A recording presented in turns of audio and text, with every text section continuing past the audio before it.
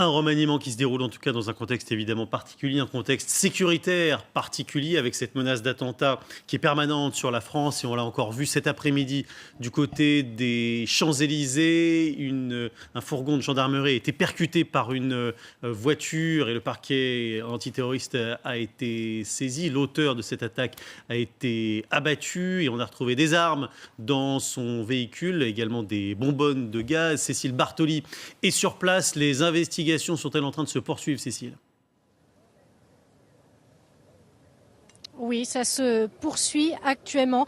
Vous le voyez derrière moi, il y a la police scientifique. Alors ici, la situation est maîtrisée, la circulation a repris, excepté sur une centaine de mètres, là où à 15h48, eh bien, une voiture a foncé sur un véhicule de gendarmerie. Les gendarmes qui ont réagi tout de suite, qui ont envoyé des fumigènes. Le véhicule a pris feu, les gendarmes ont sorti l'assaillant qui est donc décédé. Son corps est toujours sur place, à une quarantaine de mètres de son véhicule. Pendant 1 heure, il y a eu une opération de déminage. Il y a eu, je vous l'ai dit, la police scientifique qui est toujours sur place. Et à l'intérieur, eh bien, on a retrouvé une bonbonne de gaz, une kalachnikov et des armes de poing.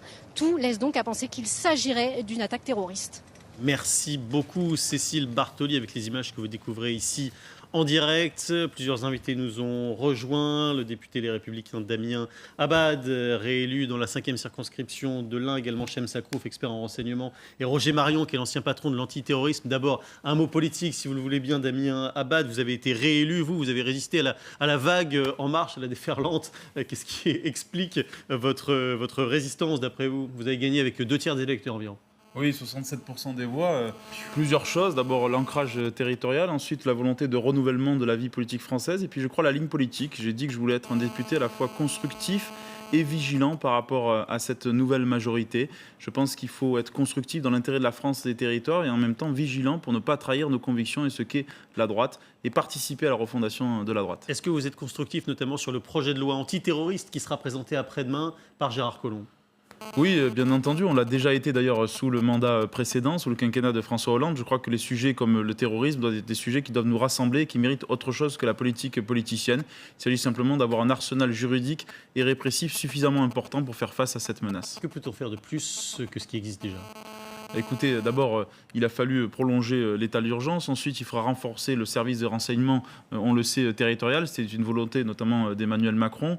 Ensuite, il faut avoir aussi un arsenal juridique conséquent. Et puis surtout, moi, ce que je souhaite, c'est qu'on renforce la dimension européenne et internationale de cette lutte contre le terrorisme. On voit bien aujourd'hui la défaillance de l'Europe sur ce sujet-là. Et je pense qu'on a besoin de plus et de mieux d'Europe sur cette quête pour lutter mieux contre le terrorisme. Roger Marion est avec nous. Qu'est-ce qui se passe en ce moment sur la scène de crime? Mais sur la scène de crime, ce sont les investigations, la recherche de traces et indices, dont le plus important est fait, à savoir l'identification de l'auteur. Et ensuite, il y a bien évidemment toutes les mesures de protection qui ont été prises parce que chaque fois qu'il y a un attentat, on craint un surattentat. On ne sait pas s'il n'y a pas d'autres objectifs qui sont visés par d'autres équipes, comme ça s'était produit au moment de l'action contre le Bataclan. Et ensuite, bien évidemment, c'est le recueil de toutes les traces et indices qui serviront après pour la procédure pénale et le procès pénal, puisque avec les armes, les explosifs qui ont été découvertes, il y a derrière quand même une logistique donc, qui va être, à partir de l'identification de l'auteur et de toutes ses relations, identifiée. Je ne sais pas si vous voyez les images qu'on reçoit actuellement en direct. On voit la police scientifique qui est en train de relever toutes les empreintes possibles, toutes les marques possibles pour faire parler ce véhicule, pour essayer de trouver par exemple, Roger Marion, les empreintes ou les traces génétiques d'éventuels complices.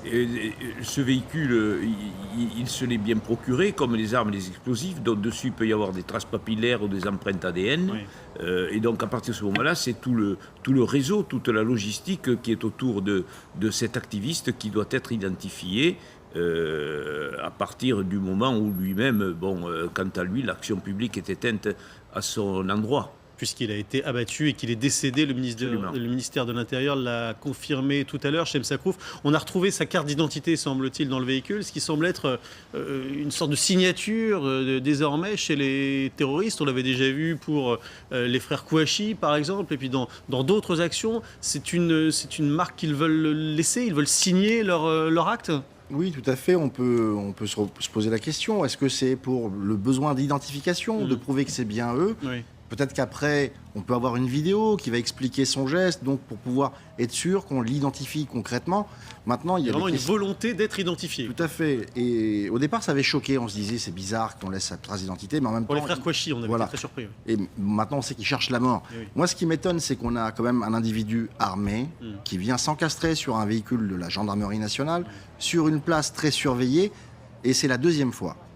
Donc, moi... cette méthodologie qui consiste à s'attaquer à des forces de l'ordre plutôt qu'à une population, parce que l'effet recherché pour les terroristes, c'est de faire un bilan, c'est faire de la communication autour de victimes pour nous démontrer qu'ils sont capables d'agir malgré l'état d'urgence. Et le fait qu'on vise encore une fois des policiers ou des gendarmes, même il faut saluer leur réactivité et leur sang-froid, bien évidemment, il y a comme une forme de signature, de menace. Attention, on est capable d'agir encore. Moi, je pense que là, on est en train, peut-être, pour ceux qui peuvent lire quelque chose à travers ces actions, qui s'adressent plutôt à du politique, c'est attention, on peut vous faire mal.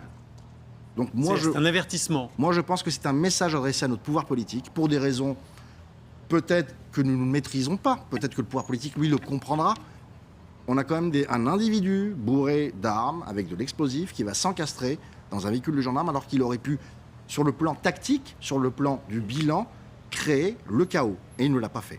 Surtout, Renaud Pilin, on le rappelle quand même qu'on est ici dans un secteur qui est un secteur évidemment touristique, mais qui est aussi un secteur de pouvoir. On est à 200 mètres de l'Élysée. Exactement, on est à 200-300 mètres de l'Élysée, on est à 500 mètres de la place Beauvau. Le ministère de l'Intérieur. Le ministère de l'Intérieur. On est sur une des plus grandes avenues de Paris, extrêmement touristique. Il y a des forces sentinelles partout, il y a des policiers tous les 100 mètres.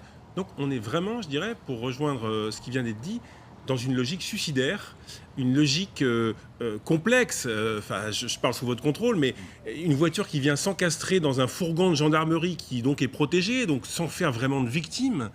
On est dans une opération qui est curieuse et qui en tout cas montre qu'on a changé de terrorisme, plus de terrorisme de réseau, en tout cas depuis quelques mois, très organisé avec des massacres de masse, mais des individus isolés qui commettent des actions avec beaucoup quand même de mystère autour. Que pensez-vous de ce mode opératoire, Roger Marion ? Eh bien, effectivement, ce qui est important et qui vient d'être précisé, c'est le choix du lieu, c'est-à-dire le choix de la cible. C'est le cœur de Paris. Et il faut savoir que l'acte terroriste, il s'adresse toujours à l'État, pour essayer de faire pression sur un gouvernement ou une organisation internationale. Et que là, on vise le cœur de l'État, c'est-à-dire le centre de Paris, avec, comme ça vient d'être dit, la proximité de l'Élysée, la symbolique des Champs-Élysées touristiques, où il y a énormément de monde, où il y a énormément de forces de sécurité. Alors, les moyens employés sont les moyens qui consistent à exécuter les instructions de l'État islamique diffusées en 2014 par le porte-parole, c'est-à-dire tuer le maximum de personnes par n'importe quel moyen. On l'a bien vu, le marteau, l'arme blanche, la Kalachnikov, la voiture bélier et autres. En l'occurrence, là, je pense que l'objectif, c'était de faire exploser la voiture contre le véhicule de gendarmerie, et il semblerait qu'il se soit, sauf que vous venez de préciser qu'il a été abattu, qu'il se soit peut-être au moment de l'initiation du dispositif de mise à feu pour enflammer les bonbonnes de gaz, pour les faire exploser, qu'il se soit peut-être brûlé ou qu'il ait eu un dysfonctionnement. Mais tout ça, c'est avec des moyens images, juste peut-être qu'on va les indépendamment. revoir. Il y a eu des images amateurs qui ont été tournées. Peut-être vous pouvez nous les expliquer, parce qu'il y a une fumée qui apparaît, et puis c'est une fumée qui d'un seul coup prend une couleur un peu orangée. Vous savez à quoi cela peut être dû ? Alors donc, pour initier... Regardez, on les voit les images. Oui. Ça c'est du fumigène. D'accord. Ça n'a rien à voir avec la voiture. C'est pas le. Non, je pense que ça c'est pour faire. Ça c'est un fumigène, quoi. C'est pas. Il y a une inflammation, disons, parce que pour faire exploser une bonbonne de gaz, Oui. il faut qu'il y ait une substance explosive, il faut qu'il y ait de l'explosif qui puisse servir de détonateur. On ne peut pas, on l'a bien vu sur la tentative d'attentat à Notre-Dame de Paris, les bonbonnes de gaz, elles ne peuvent pas exploser simplement par percussion ou par contamination d'une flamme. Hein. Donc les moyens sont rudimentaires. Et on constate qu'au fur et à mesure où les taux se resserrent sur le théâtre d'opérations extérieures autour de Raqqa, on a affaire à des activistes qui exécutent les instructions de l'État islamique, Oui. mais qui ont quand même une structure logistique, en l'occurrence, pour se procurer des kalachnikovs, des armes de poing, c'est pas tout le monde et qui des peut armes de se poing. procurer ça. C'est quand même, le trafic d'armes, on connaît, je veux dire, les malfaiteurs de droit commun arrivent à se procurer des armes, mais là, chaque fois qu'on a des activistes, on a quand même des kalachnikovs. Oui, lutter contre le terrorisme, c'est se mettre dans le cerveau des auteurs, Oui. avec les moyens dont ils peuvent disposer.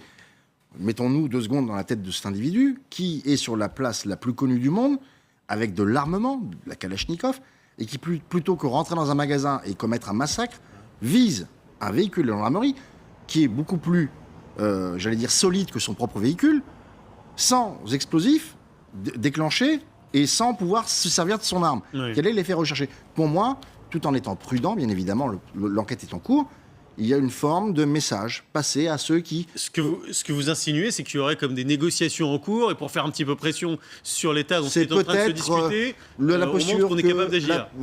Et puis il faut rappeler qu'il y a quand même un gros problème entre l'Arabie Saoudite et le Qatar. Oui. Les uns dénoncent l'un, l'autre dit qu'il n'a rien fait. On est quand même sur des terreaux plutôt liés à des gens qui peuvent être dans ces pays sans être l'État en lui-même, ou qui peuvent financer. Il y a une situation locale en Syrie qui devient dégradée sur la perte de terrain, comme ça a été dit, de Daesh à Raqqa, qui, comme on le sait, les individus essayent de fuir la zone. Oui. Donc, est-ce qu'il y a un message pour un vrai destinataire? On aura la réponse peut-être dans les jours qui viennent. Pas de façon tragique, en tout cas on l'espère évidemment. Gérard Collomb s'est rendu sur les lieux assez rapidement pour donner des précisions et pour défendre également le projet de loi qu'il présentera après-demain au Conseil des ministres. Certains ont contesté ce projet de loi, donc il s'est un peu servi de cette sortie pour développer une argumentation politique. Gérard Collomb, on l'écoute. Cela montre une fois de plus que le niveau de la menace en France est extrêmement élevé. Vous savez que mercredi prochain, je présenterai au Conseil des ministres un projet de loi permettant de prolonger l'état d'urgence. Qu'en même temps, nous proposerons une loi qui permettra de sortir de cette urgence tout en maintenant des conditions de sécurité élevées. Pour celles et ceux qui s'interrogeaient sur la nécessité d'avoir de telles lois, on voit bien aujourd'hui que l'État de la France le nécessite et que si nous voulons protéger efficacement nos concitoyens, il faut que nous puissions prendre un certain nombre de mesures qui nous permettent de prévenir, de suivre des individus comme celui-là et donc d'empêcher des attentats, que ce soit des attentats contre des civils ou bien contre les forces de sécurité. Damien Abad, quelles sont les bonnes, entre guillemets, mesures de l'état d'urgence qu'il faudrait retenir dans ce nouveau texte d'après vous ?